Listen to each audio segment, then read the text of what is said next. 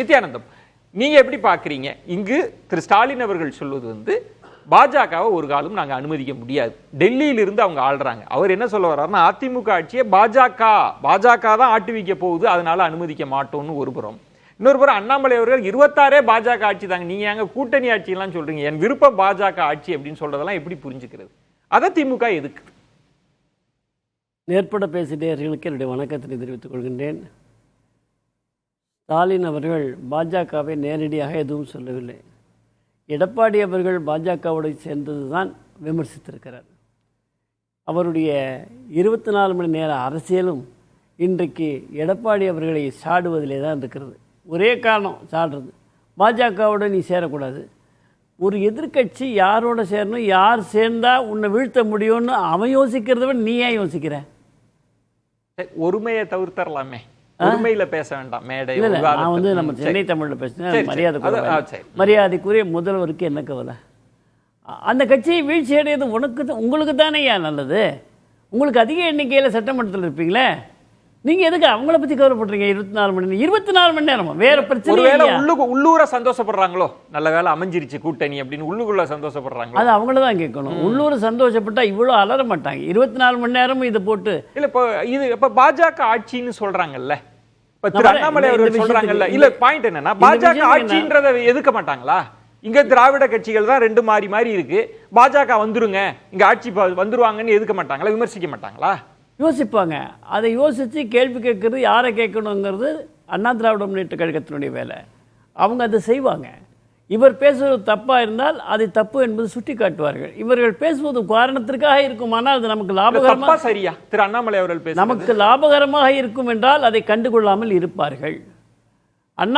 அண்ணாமலை அப்படி பேசுவது பாஜக அதிமுக கூட்டணிக்கு லாபகரமாக இருக்கும் என்று சொன்னால், அதிமுகவோடு சேர்ந்தால் அதற்கு ஓட்டு போடுவது என்று கேள்விக்குறியாக இருக்கக்கூடிய மக்கள் மத்தியிலே அண்ணாமலை பேசுவது பிளஸ்ஸாக ஆகும் என்று சொன்னால் அதை பயன்படுத்திக் கொள்ள வேண்டும். பெரிய ராஜதந்திரம். ஆமாம் ஆமாம். ஆனால் வந்து ஒரு செயற்குழு உறுப்பினர் தானே, ஒரு பொதுக்குழு உறுப்பினர் தானே, இவர் முன்னாள் தலைவர் தானே, இதெல்லாம் அந்த கட்சியினுடைய உள் விவகாரம்.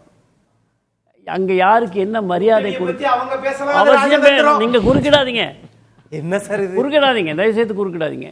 அந்த கட்சியில் எப்படி செயல்படுவாங்க அப்படிங்கிறது, வாஜ்பாய் தலைவராக இருந்து செயல்படல, அத்வானி தலைவராக இருந்து செயல்படல.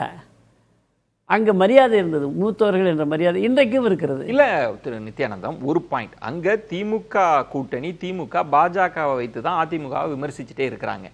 இந்த சைடு பார்த்தா கூட்டணி ஆட்சின்றதும் பாஜக ஆட்சின்னு சொல்றப்ப திமுக ஓகே, அதிமுக இல்ல நம்ம பாஜகவை சொல்லியே 2026 ஏன் முதலமைச்சர் ஸ்டாலின் பாஜகவை டார்கெட் பண்ண மாட்டேங்கிறாரு? பாஜக தானே சொல்றாரு, ஒரு நாளும் அனுமதிக்க முடியாது டெல்லியில இருந்து ஆள, அதோடு சேர்வது கூடாதுங்கிறார். பாஜகவை டார்கெட்டே சார். அவர் என்ன சொல்றாரு? நான் சொல்றேன் சார், சுயநலத்திற்காக அதிமுகவை அடகு வைத்து விட்டார் பழனிசாமி அவங்க பாஜகவிடம். தமிழகத்தை டெல்லியில இருந்து ஆள நான் விட மாட்டேன், அவர் டார்கெட் பாஜக தான், பாஜகவை நாங்க விட மாட்டோம். கருத்தை ஆதரிக்கிறேன். ஏன்னா சுயநலத்திற்காக யார் அடமானம் வைத்தால் என்று சற்று நம்ம நினைவை எடுத்து பார்த்தா, முதல் மாடியில் என்ன நடந்தது, தளத்தில் என்ன நடந்ததுங்கிறத நம்ம பார்த்தோம்.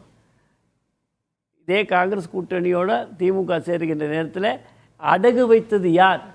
தேர்தலுக்காக, அவர்களுடைய சுயநலத்திற்காக. தேர்தல் கூட்டணி சுயநலத்திற்காக அடகு வைத்தவர் யார் என்ற வரலாறு மு.க. ஸ்டாலின் அவருடைய கட்சிக்கு இருக்கிறது. அதை மறந்து அவர் பேசுகிறார். மக்களுக்கு மறதி இருக்கிறது என்ற ஒரு, அதுதான் அவர்களுடைய கொள்முதல். அந்த மறதியை பயன்படுத்தி இத்தனை காலம் ஆண்டு கொண்டு, அன்னைக்கு காங்கிரஸுக்கு அதிக எண்ணிக்கையில் இடங்கள் கொடுக்கப்பட்ட போது விமர்சனம் எழதானே செஞ்சிச்சு. ஏன் திமுக அப்ப கருணாநிதி அவர்கள் நாயன்மார்கள் ஆழ்வார்கள் விமர்சனம் இருந்துதான் இல்லையா? திமுக பாஜக இடஒதுக்கீடு என்ன 120 கேட்பாங்களா, 234 கேட்பாங்களா? அது நமக்கு சம்பந்தம் இல்ல, அவங்க 2 பேரும் ஒத்து போற விஷயம். அது மேட்டர் இல்ல சார். இங்க நீங்க கூட்டணி ஆட்சின்னு வந்த பிறகுதான், அது பாஜக ஆட்சின்னு வந்த பிறகுதான் அவர் சொல்றார் பாஜகவை நம்ம தமிழ்நாட்டில் அனுமதிக்க முடியாது, இங்க வேறுன்ற அரியாசனத்துல அமர்த்த முடியாது. இவரே தமிழ்நாட்டில் கட்சி நடத்துறதுக்கு பாஸ்போர்ட் கொடுக்குற அதிகாரியா சார்? எதிர்வினை ஆற்றுறாங்க. எதிர்வினை அதுதான் அவங்க இல்ல. இப்ப நீங்க என்ன சொல்லுங்கன்னா, இல்லங்க இங்க நடக்க போறது பாஜக ஆட்சி இல்லங்க, அதிமுக ஆட்சி தாங்க சொல்லுங்க. எவ்வளவு சொல்லியாச்சு, அதிமுக தலைமையில தான் இங்க கூட்டணியே இருக்கு, அது எல்லாருக்கும் தெரியும் சார். ஒரு சில விஷயங்கள்ல நெருடல் இருக்கு. என்ன, இப்போ இவங்களோட பேசக்கூடாது, அவங்களோட பேச இங்க உட்காந்து நம்ம பேசிட்டு இருக்கோம்.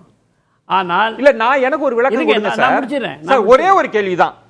அதிமுக ஆட்சி தான், கூட்டணி அமைச்சரவையில எல்லாம் பாஜக கிடையாது. 21ல எப்படி இருந்தாங்களோ அது மாதிரி இருக்க போறாங்கன்னு சொன்னா விளக்கம் கிடைக்குமே. முதல் ட்வீட்டே சென்னையில இல்ல, டெல்லியில எடப்பாடி அவர்கள் உட்கார்ந்து அமித்ஷா உட்கார்ந்து பேசின உடனே முதல் ட்வீட்டே தமிழ்நாட்டில் என்டிஏ ஆட்சி போட்டது அமித்ஷா. அதுக்கு என்ன அர்த்தம்? அதுக்கு என்ன அர்த்தம்? என்டிஏ ஆட்சிங்க நடக்கும் அர்த்தம்.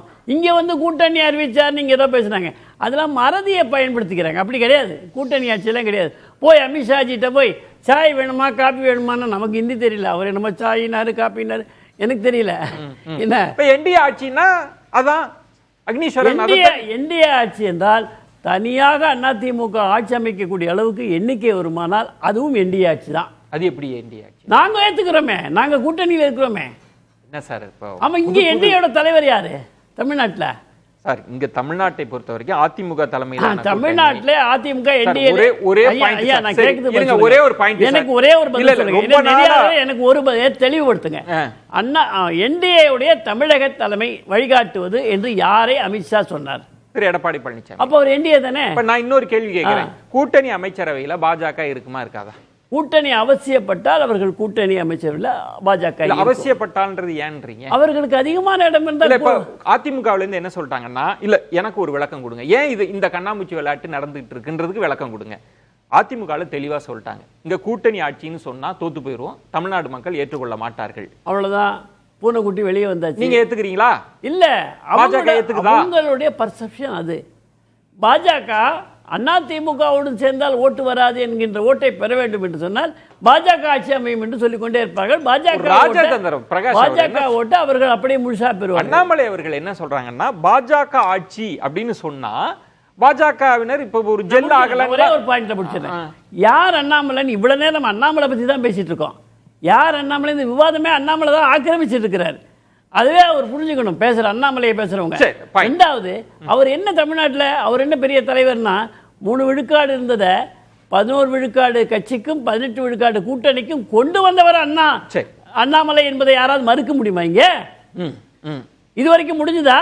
பிரகாஷ், இப்ப அவங்க திரு ஸ்டாலின் அவர்கள் சொல்றது பாஜகவை வந்து ஒரு பலவீனமாக மாற்றுவதற்கு அதிமுகவுக்கு ட்ரை பண்றாங்க. ஆனா பாஜக ஆட்சின்னு சொன்னா அந்த அணிக்கு நிறைய வாக்குகள் வரும், இது ஒரு ராஜதந்திரம் தான் அப்படின்றது. அப்ப அது அதிமுகவுக்கு பலன் தானே தரும்? இல்ல, பாஜக என்பது வந்து அதிமுகவுக்கு மிகப்பெரிய பலம்லாம் இல்லை, ஒரு பலம், அவ்வளவுதான். One of the factor. ரொம்ப பெரிய பலம் அப்படின்னா பாஜக ஆட்சியே தமிழகத்தில் அமைஞ்சிருக்குமே, எதுக்கு அதிமுகவோட கூட்டணி வரணும்? அவங்க ஏன் கூட்டணி சேரணும் சார்? பாஜக வந்து அதை கொண்டு வர நினைக்கு சார். 2 இலைக்கு ஒரு தாமரை அப்படின்னா 120 சீட்ல அதிமுக போட்டி போடுதுன்னு வைங்களேன். ஒரு தாமரைனா 60 சீட்டு அவங்களுக்கு வேணும். 60 சீட் அது மூலமா பாஜக ஆட்சியை கொண்டு வரணும். இது வந்து இவங்களுடைய மறைமுக அஜெண்டா. இது மறைமுக அஜெண்டா என்ன? வெளிப்படையா தானே அவர் சொல்றாரு. வெளிப்படையா ரைட்டுங்க, இது அவங்களுடைய அஜெண்டான்னு வச்சுக்கோங்களேன். இன்னைக்கு சரி, ஒரு this is only for the BJP's consumption. Annamalai பேசுறது பிஜேபி கன்சம்ஷனுக்கு. ஓகே, எடப்பாடி பேசுவது அதிமுக கன்சம்ஷனுக்கு. அவர் வந்து நான் மீண்டுமே வரட்டும், ஒரு பிரேக் எடுத்து மாற்றத்தை தமிழ்நாடு பார்க்க தான் போகுது.